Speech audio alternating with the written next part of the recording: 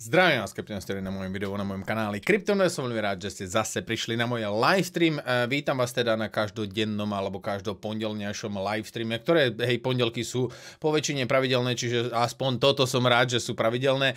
Zajtra Patreoni, nemali ste včera livestream, čiže zajtra bude livestream pre Patreonov. Dúfam, že tam budeme rozoberať niečo zaujímavé. Uvidíme, že ako to celé vypáli. Pokúsim sa ešte predtým spraviť pre vás všetkých nejaké to video, aby ste mali, ak teda budú správy, lebo ten market je proste, už som sa dneska brutálne, ale že brutálne tešil, že proste to dáme.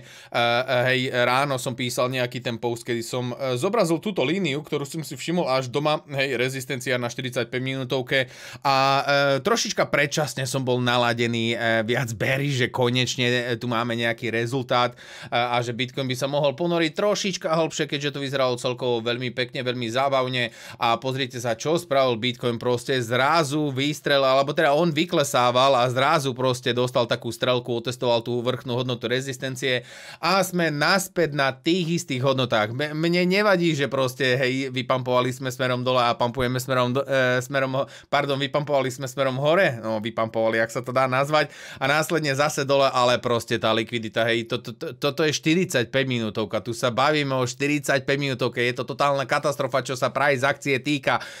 Ja už sa teším na to, kedy toto zažije nejaký break up alebo breakdown. Zatiaľ teraz stále to isté, odrážaný na 21 a 30, proste je to hodnota rezistencie, ďalšia dodatočná hodnota rezistencie je $27 500 a supportovka je $26 300, čiže už aby sme to nejako breakli, vidno, že to napätie tu stále rastie, stále je väčšie a väčšie, čiže toto tu nemôže príliš veľmi dlho vydržať. Čo sa týka market capu, 0,2% za posledných 24 hodín, proste takto spomalený market už riadne teda dlho nebol. Čo sa týka najväčších výťazov dneška, tak tu je Coinflux, NIO, Tron, Kava, IOTA, tá tu už dlho nebola, a najväčšími lúzrami dneška sú Pepe, Casper Network, BitGet Token, GMX. Som z toho celkovo dosť taký, že ako to, že tu nie je Huobi. Huobi token zatiaľ teda nie je v top lúzroch, možno nie je v top stovke, nekontroloval som to príliš veľmi. Prečo? Vysvetlím, že kvôli čomu. Keďže máme tu nový týždeň a nové problémy. Dobre, čo sa týka makroekonomického kalendára, tam nás čakajú zopár vecí, Európska centrálna banka, viacerí zástupcovia Európskej centrálnej banky a takisto aj Fedu budú mať rozpravy celý tento daný týždeň. No taký ten najdôležitejší deň, ak sa to dá tak nazvať, alebo celkovo nejaká väčšia volatilita dúfajme, by mohla prísť práve v stredu, kedy máme v stredu FOMC minutes, čiže budú tu zápisky z tej ich porady FOMCčka, čiže či sa tam niečo nové dozvieme, či tam niečo také prekvapivé padlo, nevieme, ale hneď predtým bude práve Legardová, čiže riaditeľka alebo prezidentka Európskej centrálnej banky bude mať takisto speech, čiže uvidíme, že ako to celkovo dopadne. Zatiaľ vyzerá to tak, že v stredu sú nejaké dôležitejšie dáta a následne štvrtok a piatok prídu viaceré dáta z Ameriky. Zatiaľ tá Amerika proste nejako príliš veľmi už extrémne neovplyvňuje Bitcoin a crypto market ako taký. Čiže uvidíme, že či sa nám teda rozhýbe market alebo nie. A tu nám máme aj dôvod, kvôli čomu stojí prakticky cena Bitcoinu na tých istých hodnotách. A toto je celkovo veľmi pekný fakt, ktorý som si ja možno ani celkovo neuvedomil. A vysvetľujú to krásne v tomto danom grafe, kedy si jednoznačne môžete všimnúť, že to brutálne spomalenie na volatilite prišlo po nejakom extrémnom páde alebo extrémnej nejakej správe. Čiže Terra Luna crash, následne sme mali dosť veľkú stagnáciu, potom prišiel ďalší dodatočný crash, následne FTX crash a obrovské dlhodobé spomalenie, čo sa týka ceny marketu, takisto banková kríza, tu očividne nejako sme krásne vystrelili smerom hore až k hodnotám 30 000 a teraz sa pohybujeme prakticky v tom pásme, kedy tu máme jednoznačnú hodnotu range a to je 26 500 až tá vrchná hodnota $28 800. Zatiaľ teda dosť stagnujeme v týchto daných úrovniach a vyzerá to tak, že je to hlavne skrz toho, že proste tradery čakajú, tradery čakajú na to, ako sa vyvrcholí tá banková kríza, keďže to napätie na markete je stále ešte dosť veľké, a to hlavne skrz toho, že ten dlhový strop ešte nebol stále schválený v Amerike, čiže sú tu viaceré faktory, ktoré určite ovplyvňujú market a proste, ako píšu v tomto danom článku, hej, čakáme na nejaký brutálny katalizátor. Čo bude tým katalizátorom a že či bude pozitívny alebo negatívny, nevieme, ale mám taký pocit, že možno, keby sa schválil dlhový strop, že by sa mohla rozbehnúť aj tá volatilita. Čo sa týka smeru, hej, ktorým smerom teda pôjdeme, zatiaľ teda na Bitcoine sme dosť bullish, hlavne teda z toho väčšieho timeframeu, keď sa pozrieme aj na 12 dňovku, aj na weekly, hej, my sme tu stále bullish, minimálne pokiaľ držíme tie hodnoty 200, to je to isté, čo sme rozprávali pri týchto daných líniách, teraz máme podporu skoro každej jednej supportovky, alebo teda exponenciálne moving average a takisto aj moving average, okrem teda stovky, hej, keďže sme pod stovkou, ale tu na zatiaľ z toho dlhodobého hľadiska sme na tom pozitívne, aspoň teda zatiaľ uvidíme. Musíme si počkať teda na tú 12 hodinovku, nech proste nastane nejaký break up alebo breakdown. Proste je to tu celkovo dosť katastrofické. To naznačuje aj Glassnode, že už dlhú dobu proste sa plížime v týchto daných hodnotách. Volatilita je fakt, že extrémne malá, presne taká istá, ako to bolo na začiatku nového roku, kedy sme mali obrovské spomalenie, a to bolo vďaka tomu, hej, keď prišiel FTX crash, následne tu prišlo obrovské spomalenie, brutálne žiadne volume, a to zažívame aj prakticky teraz, kedy tá range je extrémne malá a to volume tam vôbec nie je, čiže my sa môžeme tešiť na nejaký odpal, hej. Odpal, čo sa volatility týka. Problémom tej volatility je, hej, že akože ona priniesie krásny pohyb, len volatilita nám nikdy neukáže, ktorým smerom pôjdeme, hej. Aspoň teda žiadny začiatok, žiadne upozornenie, hej. Len ako náhle príde volatilita, ako náhle prerazíme nejakú supportovku alebo rezistenciu, proste treba na to reagovať a využiť nejaký, dúfajme teda, že obrovský pohyb, lebo toto je už až fakt, že na nervy, aj keď viaceré altcoiny, tie prakticky celkovo veľmi pekne lietajú po markete, dá sa využiť fakt, že aj short, aj long na viacerých príležitostiach, na viacerých coinoch, ale hej, no, je to také celkovo dosť kostrbaté skrz toho, že každý jeden altcoin proste dosť brutálne reaguje práve na Bitcoin. A Bitcoin práve tým, že nie je nejaký príliš veľmi rozhodnutý, že ktorým smerom on vlastne pôjde, tak proste máme tu dosť brutálne stagnácie, aj keď Cardano zatiaľ teda vyzerá veľmi dobre, hlavne teda na 15 minútovke, pokiaľ nie je pod tou hodnotou 50. Čiže teraz sme prakticky v takomto danom období, že treba byť nalepený proste na tom danom grafe. Každý jeden trade sa treba pozerať na neho skôr tak na scalp a proste udržiavať si a zabezpečovať si profity. Proste keď máte tam nejaký profit, radšej si ho zabezpečí skrz toho, že po väčšine to býva pump and dump na tých istých hodnotách. Čiže ak máte celkovo veľmi pekne trafený trade, zabezpečiť si ho stopkou, ak vás to vyhodí, proste nastupovať, čakať na ďalšie nastupovanie na trade a proste teraz ten trading je taký, že treba za tým proste dosť brutálne sedieť.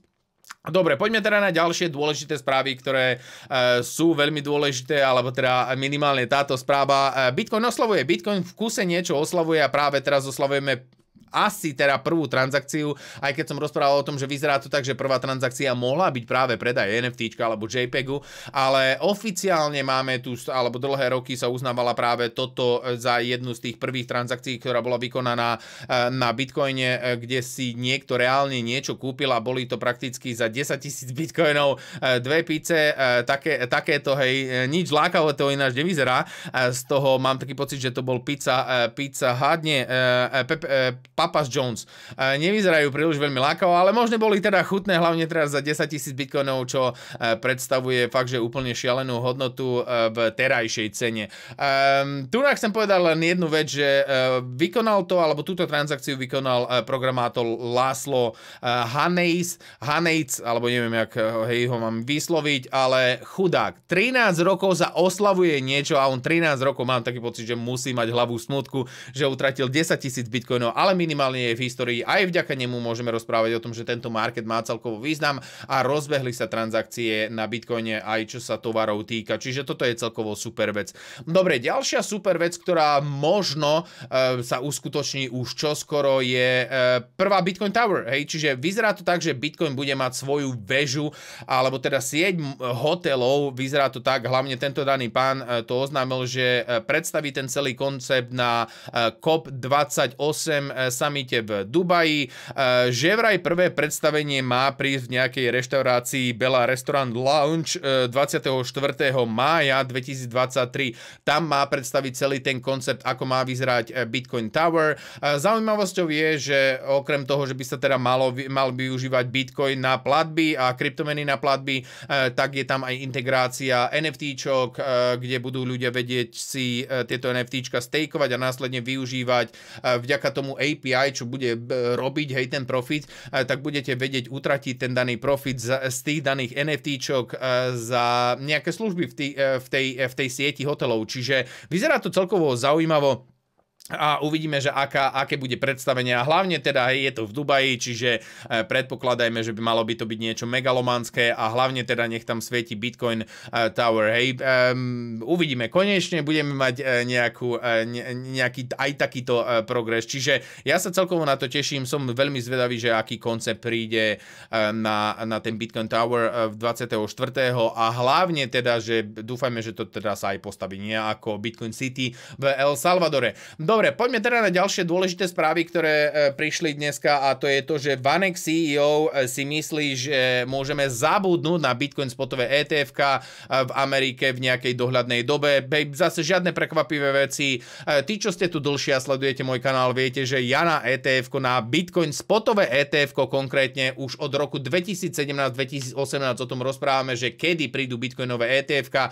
Čaká sa na to ako na spasenie, hej, čiže tu s ním musím plne súhlasiť, že nevyzerá to vôbec, a už teraz v tom nastavení Amerika, ako je, hej, tí regulátori, vyzerá to tak, že tam sa to príliš veľmi skoro nejako neposunie kupredu, čiže jeho očakávania sú, že práve tie Grayscale, aj napriek tomu, že sa súdi Grayscale s SECčkom, a aj keby Grayscale vyhrali, proste aj tu o tom upozorňuje, že SECčko bude to proste naťahovať, ako sa len dá, skrz toho, že majú strašne veľa tých regulačných nástrojov na to, aby to proste oddielovali, ako sa len dá. Proste ak to nebudú chcieť schváliť, tak to proste neschvália a je jedno, že či sa s nimi niekto súdi alebo nie, čo je také dosť kruté a je dosť blbé, že zopár ľudí, a teda konkrétne jeden človek proste má také obrovské slovo, či už to dáva logiku alebo nie. Zatiaľ teda hej, SECčko nie je príliš veľmi otvorené tejto danej otázke, ani žiadnej pozitívnej otázke voči kryptomenám v Amerike. Dobre, už keď sme pri Grayscale, tak poďme sa pozrieť aj na ďalšiu problémovú vec, ktorá nastala, ďalšia dráma, a to je konkrétne DCG. Tí vyzerá to tak, že majú problémy, keďže nezaplatili splátku v hodnote $630 miliónov pre Gemini.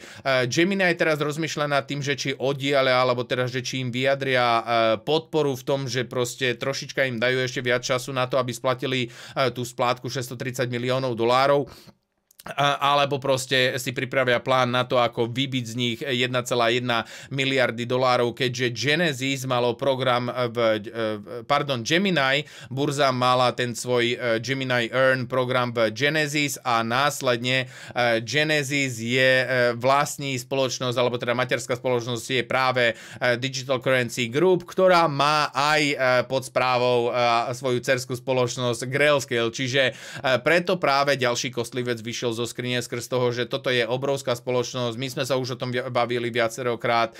Nebolo by úplne najideálnejšie, ak by sa táto materská spoločnosť dostala do problémov, keďže proste oni sa budú pozerať na to, že ako výjsť z tých problémov, keďže matku si proste nepoložia. Hej, položia dcery, a tie dcery sú Coindesk, Foundry, Genesis, Grayscale Investment, Luno. Čiže hej, nie je príliš veľmi najpríjemnejšia správa. Čo je ale pozitívne, že tento kostlivec bol vyťahnutý už aj predtým, kedy zahýbal trošička marketom. Teraz táto správa s marketom nespravila vôbec nič, a to pritom meškajú s tou svojou platbou zhruba vyše týždňa, hej, čiže celkovo už dávnejšie sa im podarilo nezaplatiť. Dobre, ďalšie ohromné správy, ktoré prichádzajú na tento daný market a proste nerobia s marketom vôbec nič, čo je aj pozitívne, aj negatívne. Dúfajme, že sa to neodzrkadlí o niekoľko dní. Hotbit, tí, čo máte Hotbit, tí, čo využívate Hotbit, keďže Hotbit tu bola vyše 5 rokov, mám taký pocit, že viacerí možno aj ešte aj na nej tradujete, tak sa rozhodla, že ukončí kompletne všetky burzy, ktoré má. Čiže v každej jednej krajine končia so svojím servisom. Hotbit proste už nenájdete. Od prakticky dneška dali to vedieť, že k dnešnému dňu ukončujú svoje centralizované burzy, zatvárajú prakticky shop a proste dovidenia, čau a papa. Ľudia majú mesiac na to, aby si vyťahli všetky svoje prostriedky. Čiže tí, čo tam máte nejaké peniaze, do 21. júna majte vyťahnuté kompletne všetky peniaze z Hotbit. Upozorňujem ešte raz, zatvorili dnes a všetci, čo máte tam nejakú korunku na Hotbite 21. júna, to je posledný dátum, kedy si môžete vyťahnuť svoje peniaze z burzy, lebo potom ani neviem, čo sa stane, hej, potom budete musieť zase písať na helpdesk, že či to vedia vôbec vyriešiť, čiže skontrolujte si tí, čo máte, alebo poznáte túto danú burzu, pre istotu sa tam nalogujte, možno tam máte nejaké peniaze, možno vás to prekvapí, koľko peňazí tam máte, ale vonku s nimi. Ďalšia dramatická správa prichádza od Huobi Global, je to jedna z tých najväčších, najpopulárnejších a mnou využívaných burz, keďže zatiaľ stále teda majú celkovo dobré služby, alebo ponúkajú celkovo veľmi dobré služby, hlavne teda na spot trading. Tak majú problémy s malajzijským regulátorom a k dnešnému dňu